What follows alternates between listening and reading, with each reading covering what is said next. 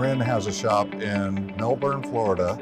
It's Assured Auto Works, is that right? Okay. And you're a Shop-Ware customer, correct? I am.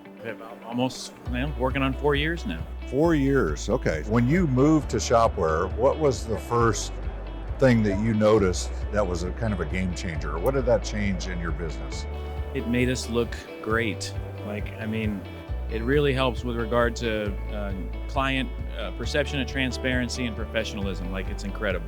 That's the feedback we get, I guess, really is ultimately the quickest thing we've noticed from our clients. So you're able to actually be more transparent with your client, right? Because you could share the knowledge or the test reports and pictures and everything else. So your techs that are working in the shop, they're also adding those images and doing all the documentation?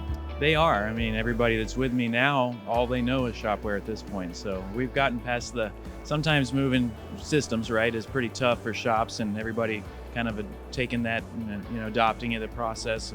But luckily for us, we've been using it long enough. But yeah, everybody they basically write books, and they're pretty nice and professional, and pictures and stuff like that. We need some more picture lessons, photo lessons. You want some photo lessons?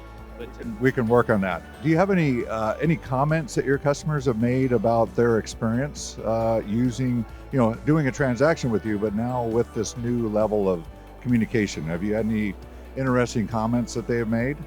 Yeah, we hear it, we see it in the reviews, basically all the time. I would say 1 out of 5 probably, they're bringing up the system. Now, this shop's great, they're the best in town, and they use this incredible system. You can improve your work through it, you can see the pictures of the parts that they're recommending, and there's test results and things like that. So yeah, we do all the time, and we don't even have to hear it from them. We see it in the results from the reviews. It's pretty awesome. All right, Brin, well, thank you very much for your time.